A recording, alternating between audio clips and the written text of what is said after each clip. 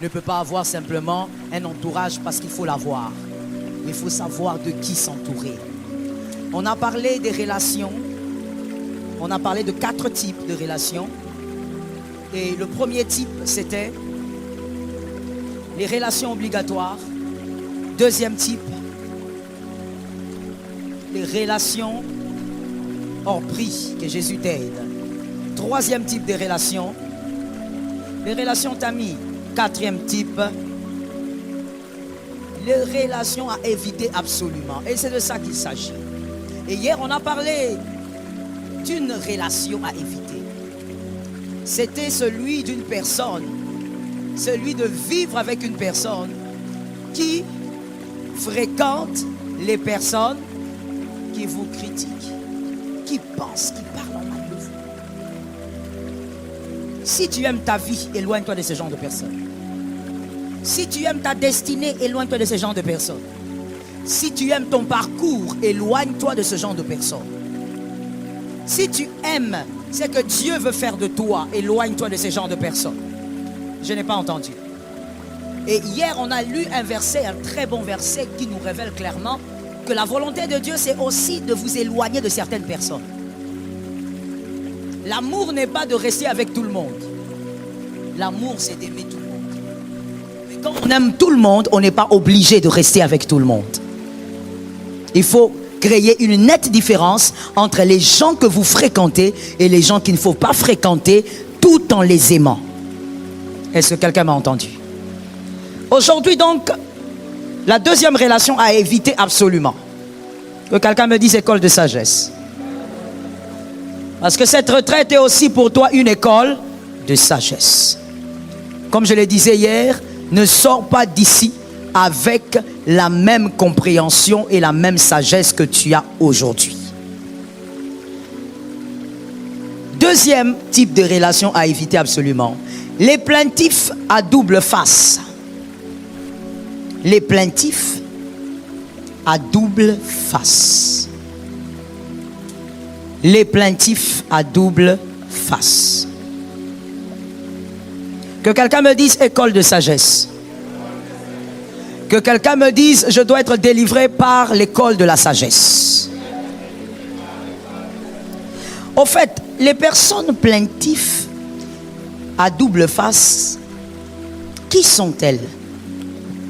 Ce sont des personnes qui vivent avec vous, qui vous fréquentent, qui se disent être vos amis, donc qui sont gravement avec vous, mais qui ne vous parlent jamais de ce qu'ils vous reprochent, mais ils vont le dire ailleurs. Ils vont se plaindre de vous ailleurs, mais jamais en face de vous. Ils vous ont parlé de vos défauts, de vos erreurs, des choses qui veulent vous voir changer. Non, non, non, non. Devant vous, ils sont toujours les acclameurs. Attention aux acclameurs. Attention aux personnes qui ne te disent que les bons côtés de ta vie. Monsieur, tu n'es pas parfait. Tu es en retard, pourquoi? Tu es parfait? Je dis, monsieur, tu n'es pas parfait. Mademoiselle, madame, tu n'es pas parfaite. Et donc, ce n'est pas normal d'avoir un soi-disant ami qui, lui, ne te dit jamais les mauvais côtés de ta vie, le mauvais côté de ton caractère qui doit changer. Les mauvais côtés de ton caractère qui doivent absolument subir une modification. Ce n'est pas normal. Que quelqu'un me dise ce n'est pas normal.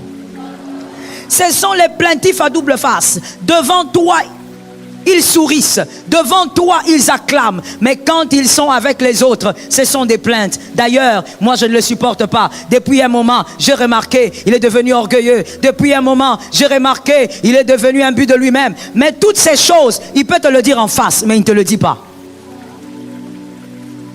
Que quelqu'un qui est comme ça ici soit délivré. Parce que je sais que je parle à celui qui subit, mais je parle aussi à l'acteur. Il y a des gens comme ça ici. En face de la personne, tu n'as pas le courage de parler. Mon frère, sois délivré de ces choses-là. Sois délivré de l'hypocrisie. Que quelqu'un me dise, je dois être délivré de l'hypocrisie. Vous savez, surtout chez nous les Africains, il y a une sorte d'hypocrisie que même nos parents ont alimentée. Et que grand comme tu es là, tu crois que c'est normal. Ce n'est pas normal. Il faut être en mesure, monsieur Léonel, de regarder quelqu'un en face avec beaucoup d'amour et de lui dire, je ne suis pas d'accord avec ce que tu as fait. Oh non, nous on n'a pas grandi comme ça. Nous, on te retire. Tu te retires, mais dans ton cœur, tu souffres. Hypocrisie. Je disais hypocrisie. Non, j'étais en train de dire à toi là, hypocrisie. Je parle juste à toi là, hypocrisie. Sors de là au nom de Jésus. Oh non, nous, notre papa nous a appris que si on a des problèmes, il ne faut pas créer des problèmes, il faut se retirer. Tu te retires, mais tu emmagasines la rancune. L'hypocrisie africaine. On a grandi avec depuis la maison de nos pères. Avec des mères qui nous disaient, non, il ne faut pas chercher de problème. Laisse tomber, mais que dans ton cœur aussi tu sois content. Si dans ton cœur tu n'es pas content, tu es hypocrite. Tu dois être capable de dire à une personne en face avec beaucoup d'amour. Des fois même, tu peux laisser couler la colère, mais tu vas vers elle au moment opportun et tu lui dis, là tu m'avais blessé, j'aimerais que tu saches que tu m'avais blessé. Au lieu de toi, on t'a blessé, mademoiselle Laetitia, on t'a blessé chez Lionel, mais toi tu vas dire aux autres là-bas, vous savez, il m'avait blessé. Mais il est à côté de toi, dis-lui qu'il t'a blessé. Oh non, lui quand on lui parle, il se fâche. Ce n'est pas un volcan. Dis ça au voisin le plus proche. Ce n'est pas un volcan. Même s'il se fâche, il va écouter. Qu'il t'écoute. Attention avec cette attitude. Je préfère d'abord te parler de toi avant de parler comme quelqu'un qui est en train de subir une chose. Attention avec ton attitude là de plaintif double face. Tu te plains ailleurs. Tu n'es pas content du département, mais tu te plains dehors. Mais devant le responsable de ton département, tu n'arrives pas à parler. Hypocrite. Sors de cette hypocrisie. Que l'église te guérisse au nom de Jésus. Tu dois être en mesure de dire ce qu'il y a dans ton cœur au bon moment. Parce que dire ce qu'il y a dans ton cœur ne doit pas non plus allumer le feu. Le but n'est pas d'allumer le feu, mais le but est de chercher le shalom. Et donc, dis toujours ce qu'il y a dans ton cœur qui te fait mal, mais au bon moment. Si tu sens que tu n'y arriveras pas, parce que toi tu n'es pas délivré de la colère, tu n'as pas assez prié pour la colère de votre famille là, qui te poursuit comme la lèpre, alors appelle un frère, dis frère, je veux parler à monsieur Lionel, sois là avec moi pour m'accompagner dans ce que je vais dire. Mais tu dois dire, au lieu d'aller te plaindre ailleurs, celui qui t'a blessé est à gauche, ne va pas te plaindre à droite. Je parle à un fils de cette maison, ne fais pas semblant. Je sais que c'est toi, alors je m'adresse à toi. Celui qui t'a blessé est à droite, ne va pas te plaindre à gauche. Celui qui t'a blessé est devant toi, ne va pas te plaindre derrière. Il y a même des gens qui ont oublié, comme je vous le dis, grandi dans l'hypocrisie africaine. On t'a même appris que c'était normal. C'est-à-dire quand on te demande, tu dis non, je ne me suis pas plaint. J'étais en train d'expliquer à la sœur Laetitia l'événement. Ce n'est pas à elle qu'il faut expliquer. Va expliquer à l'acteur de l'événement. C'est de l'hypocrisie. Que quelqu'un lève la main droite et dit je suis délivré de l'hypocrisie. Tu n'as pas levé la main droite parce que quoi? Lève ta main droite et dis je suis délivré de l'hypocrisie. Il y a donc des gens maintenant qui sont comme ça envers vous. Ils sont là avec vous. Ils vous font croire qu'ils sont là. Mais ils vont se plaindre de vous à gauche et à droite. J'étais allé chez lui, il ne m'a pas bien reçu. J'étais allé chez lui, mais quand tu lui demandes comment c'était à la maison, oh très très bien. Les plaintifs à double face. Ce sont des relations à ne pas avoir. Avec quelqu'un comme ça, il ne faut même pas négocier. Tu dois t'éloigner et prie pour la personne là en cachette. Éloigne-toi. Et tu vas comprendre pourquoi. Proverbe 16, 29. Proverbe 16, 29. L'homme violent trompe les autres. Que quelqu'un me dise trompe les autres. Il trompe les autres. Et les entraîne sur une mauvaise pente. Voilà.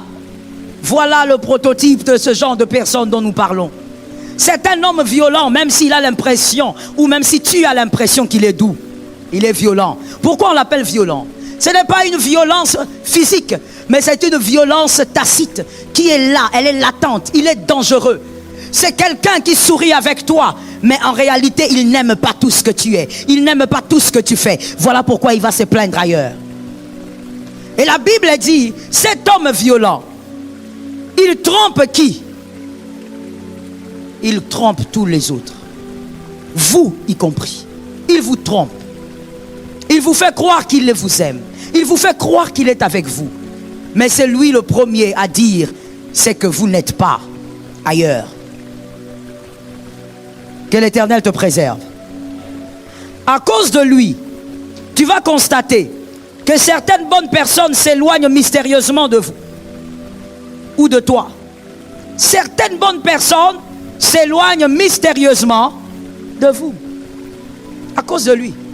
Toi, tu vas seulement remarquer, tu dis seulement, tu constates seulement que Jean-Luc ne t'appelle plus. God have mercy. Tu constates seulement que Marc ne vient plus chez toi. Toutes les bonnes personnes qui étaient avec toi commencent à s'éloigner. Je dis bien mystérieusement, sans explication. S'il y a quelqu'un qui a déjà vécu ça ici, que l'Éternel t'aide et te délivre de ce genre de personnes. Tu remarques seulement que ton entourage est devenu un peu bizarre.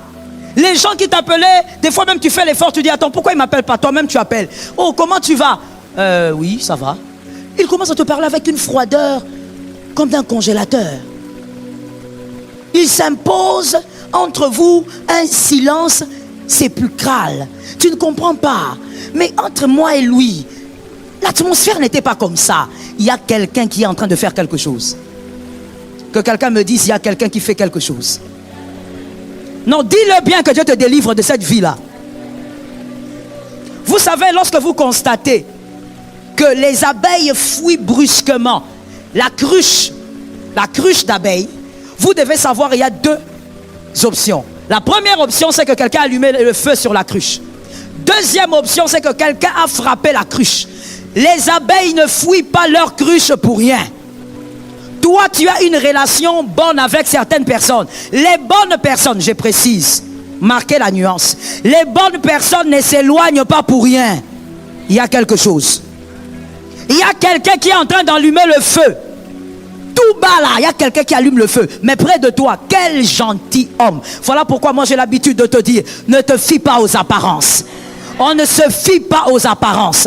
Un élu doit aimer tout le monde. Il doit prier pour tout le monde. Je dis bien tout le monde, sauf le diable. Un élu doit prier pour tout le monde. Il doit aimer tout le monde. Mais un élu ne peut pas fréquenter tout le monde. Jamais.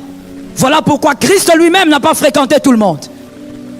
Attention, il y a même des gens par le désir de la chair. On l'a expliqué hier, que quelqu'un me dise désir de la chair. Par désir de la chair, mon fils, il y a des gens qui disent, mais vous ne voyez même pas Jésus, il a mangé avec les républicains. Si moi je suis avec les païens, qu'est-ce que ça fait? Est-ce que toi tu crois que Jésus a pris un républicain pour lui mettre dans son entourage? Il a mangé avec un but. Jésus n'a jamais fréquenté, va lire la définition, fréquenté les républicains. Il est avec eux pour un but. Mais autour de lui, il n'y a eu aucun païen. Quand je dis païen, je parle de celui qui a reçu son évangile. Parce qu'avant la résurrection, il n'y avait pas de chrétiens. Mais je parle de ceux qui ont reçu l'évangile de Jésus.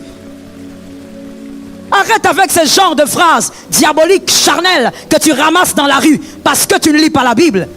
Jésus a mangé avec tout le monde, mais Jésus ne dormait pas avec tout le monde. That is it. Jésus pouvait fréquenter. À un moment donné, il va là-bas s'enjasser. Même l'histoire de Zachée. Dis-moi, Jésus est entré dans sa maison combien de fois? Alors comment toi tu lis ta Bible? Tu écoutes ce que les païens rencontrent sur les télévisions. Oui, c'est vrai. Qu'est-ce que ça fait? Même Jésus. Montre-moi ça dans ta Bible. Il faut savoir ce que tu argumentes. Et donc, mon frère, il y a des gens qu'on ne fréquente pas. La sagesse oblige qu'on ne fréquente pas. Tu vas remarquer que tes amis, les personnes qui pouvaient te bénir, qui te bénissaient déjà, commencent à s'éloigner. Une froideur mystique s'installe dans votre relation. Parce qu'il y a un serpent qui, lui, la nuit ou la journée, il va voir les gens pour leur dire, vous savez, d'ailleurs, il est ceci, il est cela, il est comme ça. Si tu es dans cette assemblée, que Dieu te délivre de ce genre d'attitude. C'est une malédiction, que Dieu te délivre de ce genre d'attitude. Vous allez remarquer à cause de ce genre de personnes, oh mon Dieu, devant toi, devant vous, ces gens de personnes sont des amis. Mais derrière vous, ils deviennent des termites. Ils vous rongent de l'intérieur. Ils vous détruisent de l'intérieur. Des amis devant, des termites derrière. Que Dieu t'épargne. Des personnes qui devant vous sont des amis. Mais derrière, des termites. Celui qui te tue là, c'est lui. Il est juste à tes côtés. Vous allez constater, si vous avez des gens comme ça, si vous avez une personne comme ça dans votre entourage, vous allez constater que les regards des gens sur vous vont se modifier. Ils vont vous regarder maintenant avec des regards de loupe. De regard de loupe, c'est-à-dire un regard qui a été amplifié, doublé, triplé. Ça veut dire quand ils te regardent, ils regardent tes défauts fois 5. Toi, tu ne comprends pas, mais pourquoi les gens sont devenus distants avec moi? Il faut bien poser la question. Il faut bien vraiment te poser la question. Même dans la famille, pourquoi mes frères sont devenus distants? Pose-toi bien la question.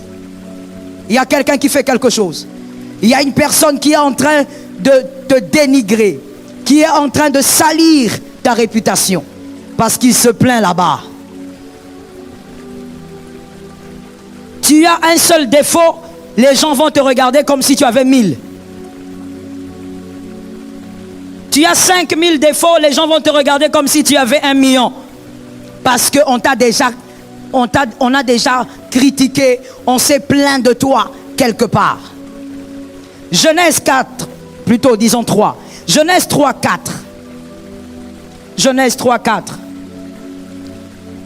Ces personnes qui se plaignent de toi ont la langue du serpent. C'est-à-dire, ils disent un peu de vérité, mais la grande partie, c'est le mensonge. Ce sont des personnes qui usent du mensonge et de la manipulation. Ils usent de ces deux choses pour créer un monde négatif autour de toi. Que l'Éternel t'épargne. Lorsqu'ils parlent, il y a une très bonne quantité de mensonges. Parce que, écoutez bien et retenez pour la vie, que quelqu'un me dise école de sagesse. Retenez pour la vie, retenez cette sagesse. Lorsque quelqu'un se plaint sur vous, il se plaint avec l'objectif de gagner la sympathie de ceux qui écoutent. Qui a compris? Généralement, quand les gens se plaignent de vous, ils se plaignent avec l'objectif de gagner la sympathie. C'est-à-dire que les personnes qui écoutent doivent avoir de la compassion pour lui. C'est ça l'objectif. Et donc, pour gagner la sympathie des hommes, il va ajouter beaucoup de mensonges. En ce jour-là, j'étais allé le voir. On a bien causé jusqu'à 22h. Et il y avait le couvre-feu.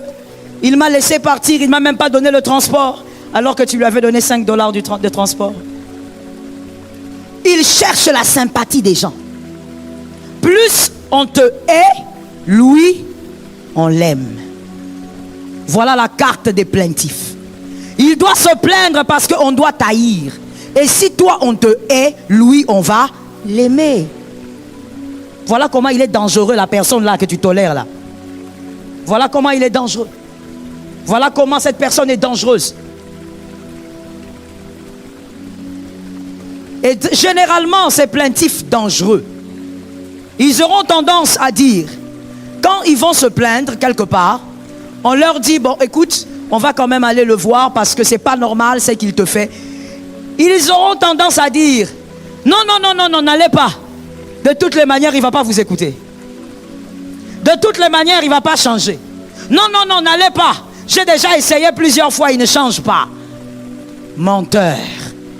Son objectif est tout autre. Tu ne dois pas aller découvrir la vérité. Est-ce que quelqu'un m'entend? Que quelqu'un me dise école de sagesse. Quand un plaintif dit, ça ne sert à rien d'aller parler à Lionel, parce que de toutes les manières, il ne va pas comprendre. J'ai déjà essayé. Mais mon frère, voici la sagesse de la vie. On ne se plaint pas d'une chose qu'on ne peut pas changer. Qui a retenu ça? On ne se plaint pas d'une chose qu'on ne peut pas changer. C'est ça la sagesse.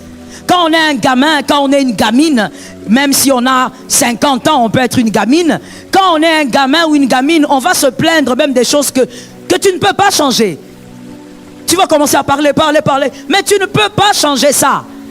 Quand on ne peut pas changer une chose, devant les hommes, on se tait et on parle devant Dieu. Je réponds pour un homme intelligent. Quand on est face à une chose qu'on ne peut pas changer, on se tait devant les hommes et on parle devant Dieu. Dans la prière là-bas, va parler. Parce que Dieu est capable de tout. C'est que toi tu ne peux pas changer, il peut le changer. Alors devant les hommes, arrête de te plaindre. Tu te plains de Léonel parce qu'il a un caractère bizarre, mais tu sais que tu ne peux pas changer ça. Pourquoi tu parles? Ton objectif donc n'est pas d'aider Léonel. Ton objectif est de détruire Léonel. Quand on voit qu'il y a une chose qu'on ne peut pas changer, on se tait. On va dans la présence de Dieu et on devient bavard. Prie pour lui, jeûne pour lui. Si vraiment ton objectif est de voir cet homme changer, va jeûner. Il y a combien de mois dans l'année? 12 mois, n'est-ce pas? Mais alors, tu as autant de mois pour jeûner pour lui. Pourquoi tu vas parler de lui? Quand on ne peut pas changer une chose et qu'on est mature dans sa tête, on se tait et on va parler à Dieu. On ne se met pas à raconter des choses pour lesquelles on est vulnérable ou face auxquelles on est vulnérable. Que Jésus nous aide. Par la manipulation, il crée quelque chose de manière consciente ou inconsciente. Parce qu'il y a aussi des plaintifs qui sont même inconscients de ceci que je vais expliquer. Il crée quelque chose dans les cœurs des personnes qui écoutent. Il crée de l'amour, comme on l'a dit tout à l'heure. Il crée de l'amour dans les cœurs des personnes qui l'écoutent se plaindre, qui l'écoutent se plaindre. Aujourd'hui, j'étais allé chez lui, il a donné à ses enfants ceci, moi il m'a rien donné, voilà. Et les gens ont pitié de lui. Les gens disent, ah, comment il peut te faire ça? Toi, tu es son ami depuis ma campagne, vous étiez à la permanence ensemble. Ah, il est mauvais. Il est en train de rechercher. J'ai besoin d'entendre, ok? Tu es venu pour être enseigné, n'est-ce pas? Alors j'ai besoin d'entendre. Il est en train de chercher l'amour. Mais il cherche cet amour par un mauvais moyen. Que quelqu'un me dise mauvais moyen. Le moyen est lequel? C'est la pitié. On ne va pas l'aimer parce qu'il le mérite, on va l'aimer par pitié. Et les gens, tellement que les gens auront pitié de lui, ou pitié d'elle, les gens vont dire, oh là là, oh c'est vrai, on fait souffrir ce garçon, on ne l'aide pas, on ne le fait pas ceci. Il recherche la pitié. Et finalement, les gens vont l'aimer par pitié. Que quelqu'un me dise école de sagesse.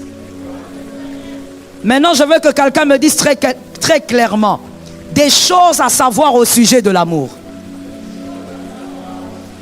Répète-moi ça bien, toi qui es là derrière. Je ne sais pas qui t'a envoûté. Dis-moi les choses à savoir au sujet de l'amour. Écoute bien. Fais tout dans ta vie. Ne recherche jamais l'amour par pitié. Jamais. Que tu sois une femme, que tu sois un homme, que ce soit dans les relations entre collègues et collègues, que ce soit dans les relations à l'université, que ce soit dans une relation amoureuse. Amour éros. Ne cherche jamais qu'on t'aime par pitié. Celui qui ressent de la pitié, généralement, celui qui ressent de la pitié, se sent automatiquement dans une quelconque position de supériorité. Celui qui ressent de la pitié, généralement, se sent dans une quelconque position de supériorité. Celui qui a pitié est dans une position supérieure. C'est très rare et presque impossible de voir celui qui se sent petit avoir pitié de celui qui se sent grand. Généralement, c'est celui qui se sent supérieur qui a pitié. Mais la relation d'amour n'est pas une relation où il y a un supérieur qui doit aimer le subalterne. Ça, ce n'est pas l'amour. Ça, c'est une relation de dominateur, de dominant. Ça, c'est pas l'amour. Dans l'amour, il n'y a pas le fait qu'il y a un supérieur qui doit aimer le subalterne. Non. L'amour, c'est quoi? L'amour qu'on ressent, philéo ou l'amour éros, c'est quoi? C'est un amour, c'est un sentiment fort que deux personnes se communiquent. Il y a des gens que je vois écrire que Dieu vous bénisse, mais il y a d'autres qui n'écrivent pas. Donc tu ne vois pas quoi écrire. À l'école, comment tu as étudié? L'amour est un sentiment fort partagé entre deux personnes. Un sentiment fort, pas une émotion, un sentiment. Parce que l'émotion passe, les sentiments restent. Une émotion que deux personnes partagent. Ce n'est pas une relation d'un dominant et d'une dominée. Non.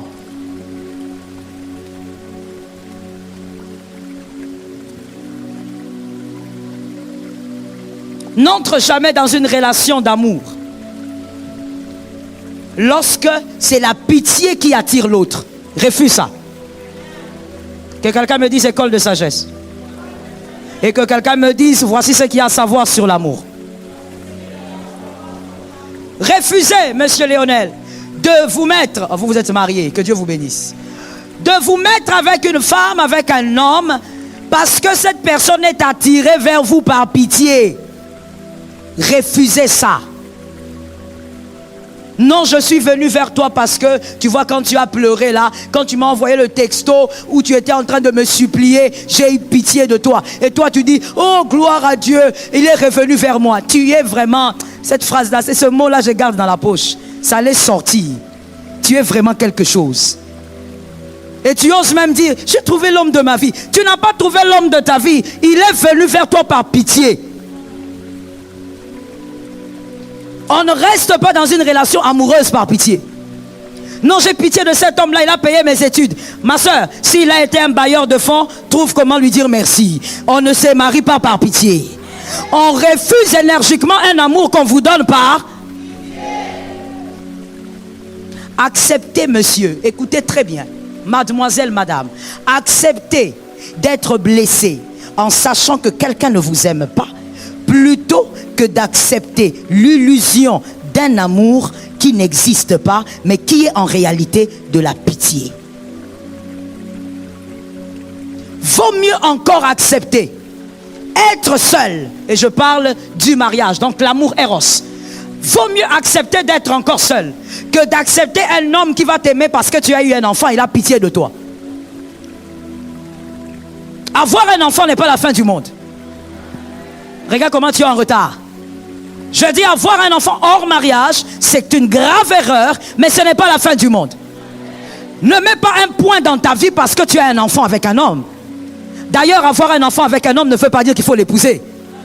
D'ailleurs, écoutez, gloire à Dieu, Dieu n'a pas permis, et je bénis le Seigneur. Moi, je n'ai pas eu ce parcours-là, c'est une grâce, je ne m'accorde aucun mérite. Mais écoute, si moi j'avais ton cerveau, un homme qui me fait un enfant avant le mariage, je ne te pousse pas. Je ne te pousse pas, pourquoi? Parce que si je suis entré en erreur, c'est à cause aussi, je vais aller avec toi où? Un homme d'erreur, au lieu de m'aider à aimer Jésus, à respecter la sainteté, toi tu m'as aidé à écarter les jambes dans tous les sens et tu veux que je t'épouse. Non, le problème avec les filles aujourd'hui c'est quoi? Tu crois que si tu es un enfant, tu es arrivé à la limite de ta vie. Tu es ignorante, sors de l'ignorance. Avoir un enfant n'est pas la limite de la vie d'une personne. Si cet homme est correct, tu l'épouses. Mais sinon, il est façon. Oui, je répète ça, ma fille, et j'avance encore. Pour les gris qui est ici, qui doit écouter. J'ai dit ceci. Un homme qui écarte tes jambes en dehors du mariage n'est pas un homme respectable. Il n'est pas poli. Il ne te respecte même pas. Et c'est celui-là que tu vas épouser en disant, mais comme j'ai fait un enfant. Oui, tu vas l'épouser par pitié, ou lui va t'épouser par pitié. Un amour où le fondement est la pitié, ça va finir par s'effriter. Sûr, mon frère, je le dis du haut de la chair, garanti, je mets le cachet. Si tu doutes, avance, on va voir. sûr, un amour qui a pour fondement la pitié finira par s'effriter. Même s'il te prend, il te met dans une limousine le jour du mariage, ça va s'effriter. Parce que l'amour ne peut pas avoir pour fondement la pitié. Jésus n'est pas mort pour nous par pitié. Non. C'est écrit nulle part dans la Bible. La Bible dit, car... Non, répète bien la phrase. Il ne faut pas paraphraser. Car Dieu a tant aimé le monde. Est-ce que Léonel, tu vois quelque part où la Bible dit, car Jésus a aimé? Car Christ a aimé? Dans Christ d'ailleurs, il n'est pas mort parce que c'est lui qui avait décidé. Il est mort parce que Dieu avait décidé. Dieu a fait les choses par amour. Il n'a pas fait les choses par pitié. Est-ce que quelqu'un m'entend? Dieu a fait les choses par amour. Voilà pourquoi toi aussi, il veut que tu l'aimes par amour. Il ne te force pas. Regarde, il t'a tout donné pour toi. Il est mort pour toi. Mais quand tu es au coin de la rue là, jeune garçon, en train d'écarteler les jambes de cette fille là, tu vis dans le péché. Regarde, Dieu ne fait rien. Il t'envoie même pas la lèpre, il t'envoie même pas la fièvre. Il te regarde comme si il ne pouvait rien faire contre toi, alors qu'il peut tout faire. Jésus aime être aimé par amour. Attention avec toute relation d'amour qui a pour fondement. Sors de là au nom de Jésus. Aujourd'hui, les jeunes filles vont n'importe où. Elles tombent sur n'importe quoi. Pourquoi? Elles veulent absolument se marier. Je pose la question aux filles de cette assemblée. Tu es en carence?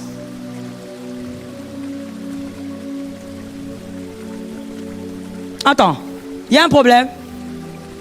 Je n'ai même pas encore commencé à choquer. Est-ce qu'il y a un problème? Je n'ai encore rien fait jusqu'à présent. Je pose la question aux célibataires. Tu es en carence? Tu vas te jeter comme ça. Comme quelqu'un qui se jette dans un volcan. Pourquoi? Parce que tu veux te marier. Qui t'a dit que le mariage c'est un lieu où il faut y entrer à tout prix? Le mariage c'est un lieu où il faut y entrer. Tu trouves le shalom. Ça tombe sur toi. Il faut y entrer, tu trouves la paix. Ce n'est pas un lieu où tu entres. Tu es plus traumatisé que quand tu étais célibataire. Il y a beaucoup de mariés qui regrettent leur célibat. Ils regrettent. Ils disent vraiment mon célibat. Mais toi tu es célibataire, tu ne peux même pas t'imaginer qu'il y a des mariés qui regrettent le célibat. Qui se posent la question, qui m'avait envoyé dans ce genre de choses? On ne se marie pas par pitié. On ne choisit pas un homme par pitié. Oh, il a beaucoup dépensé pour moi. Trouve un moyen de rembourser. On ne rembourse pas avec sa propre vie. Jésus a déjà donné sa vie.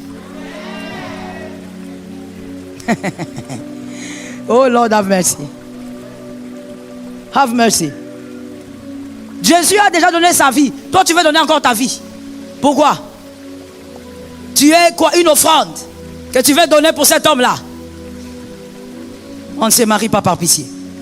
On n'entre pas dans une relation par pitié. On ne vit même pas avec un ami parce qu'il a pitié de toi. Oh non, tu dois sortir de là. Écoute que quelqu'un me dise des choses à savoir au sujet de l'amour. Mon frère, toi qui es marié, tu es condamné. Reste dans ta condamnation. Célibataire, écoute. Il faut trouver quelqu'un. Pendant que je parle, que cette onction plane sur quelqu'un. Même celui qui nous suit dans les réseaux, que quelque chose tombe sur quelqu'un. Quel célibataire reçoive quelque chose de spécial. Il faut trouver quelqu'un qui aime t'aimer. Il faut rencontrer quelqu'un qui aime t'aimer. Ce n'est pas seulement je t'aime, non. Même l'effet de t'aimer là, il aime ça. Ça lui fait plaisir de t'aimer. Pourquoi? Parce que c'est une joie pour lui ou pour elle de recevoir l'amour de toi. C'est pas quelqu'un qui t'aime et qui te répète tout le temps. Vous les gens des filles comme ça là, est-ce que moi je pouvais te voir? Et toi tu es là. Pardon, pardon. Dis à ta voisine, trouve quelqu'un qui aime t'aimer. Ça veut dire que, Lionel, il faut que ta femme, quand elle t'aime, elle se dise, l'amour que je sens là, j'aime ça. En dehors d'être amoureuse, elle aime ce qu'elle ressent. Mais il y a des gens mariés évidemment, à chaque fois qu'ils pensent ou qu'elle pense au conjoint, à la conjointe, ils se posent la question, qui m'avait même demandé d'aimer cet être ici? Vaut mieux que j'aime un chat. Il y a des gens qui regrettent même pourquoi il avait osé aimer quelqu'un. Mon frère, fils célibataire, trouve une femme qui va aimer t'aimer. Donc quand elle est amoureuse de toi, elle n'est pas amoureuse de toi follement comme quelqu'un qui n'a pas de cerveau, mais c'est quelqu'un qui sait pourquoi elle t'aime et puis elle aime ce qu'elle aime. Elle savoure l'amour qu'elle te donne. Est-ce que tu as déjà vu ça? Est-ce que tu as déjà rencontré ça? Est-ce que tu as déjà vécu ça? Que Dieu ait pitié de toi. C'est-à-dire la personne, elle savoure l'amour qu'elle donne. Et elle est contente de recevoir. Au fait, tu rencontres quelqu'un qui se dit, c'est une grâce pour moi que cette personne-là m'aime. Madame, si ton mari ne peut pas dire ça, tu es foutu. Tu es fini. Il ne va même pas le dire parce que tu es, je ne sais pas, tellement intelligente. Non, mais c'est parce qu'il te respecte. Tout simplement. Pas parce que tu es la plus spéciale. Non, non, non. Parce qu'il te respecte. Il considère que le fait que toi tu l'aimes, c'est un bonheur pour lui. Trouve quelqu'un comme ça. Je disais, regarde comment elle réagit. Et tu vas m'amener quelqu'un qui ressemble à un, je ne sais pas quoi ici. Je dis, trouve quelqu'un comme ça. Les hommes là, vous dites pas amen pourquoi. Tu vas m'amener une sorcière ici. Trouve quelqu'un comme ça. Quelqu'un qui aime t'aimer. Attention avec l'amour. La pitié n'a pas de place dans l'amour. Non, pasteur, vous savez, depuis que je suis dans cette église, je vois la sœur, comment elle s'incline en prière. Je suis touché, je vais l'épouser. Si tu es touché, va en banque. Va sortir 100 000. Amène 100 000, donne-lui. Je suis contente, ma fille Vanessa là-bas a levé la main. We were in love that never meant to stay. Some things are real, even when they fade.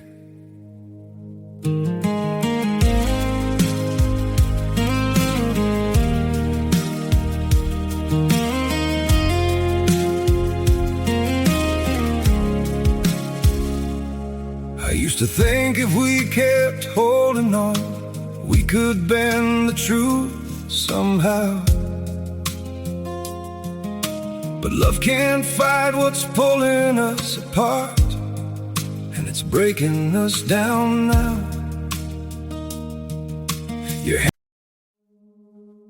We were in love that never meant to stay. Some things are real, even when they fade.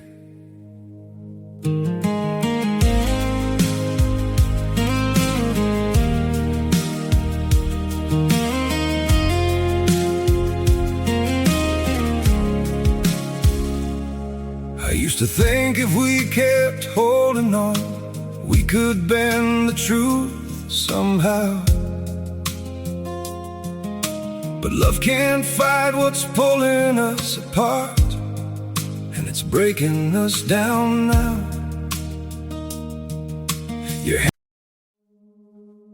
We were in love that never meant to stay.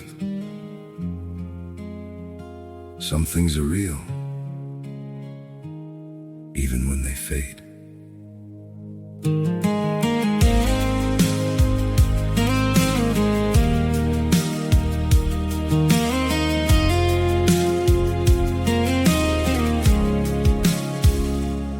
I used to think if we kept holding on, we could.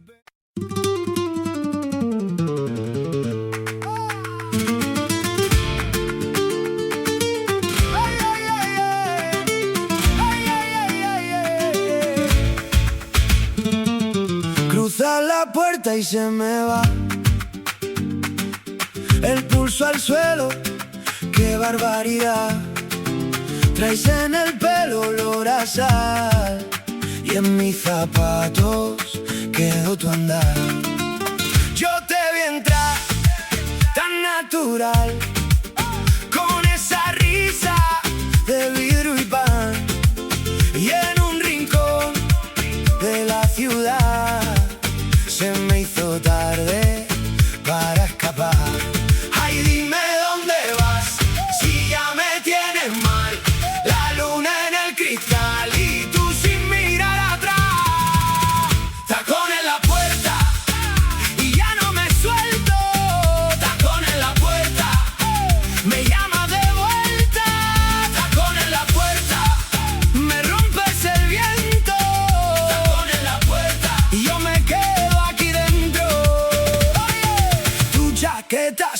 sobre el sofá. Mi corazón sin dirección, la taza fría, la tele en paz. Pero en mi pecho hay revolución. Dice que no es para tanto amor, pero me tiembla la voz. Cuando te acercas pierdo el control y se me enciende la habitación. Ay, dime dónde vas, si ya me tienes mal. La luna en el cristal y tú sin mirar atrás. Tacón en la puerta y ya no me suelto. Tacón en la puerta, me llama de vuelta. Tacón en la puerta, me rompes el viento. Tacón en la puerta y yo me quedo aquí dentro. Si te vas no tienes la luz, déjame el eco de tu cruz. Que en cada paso vuelves tú y en cada duda digo tú.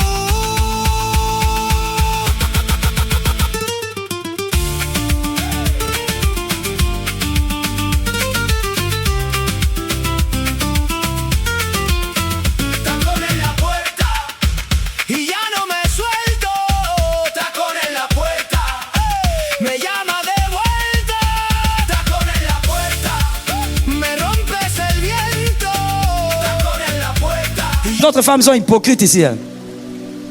S'il a pitié de toi, parce que tu pries beaucoup au coin ici, qu'il aille en banque, qu'il sort 100 000 $, qu'il te donne.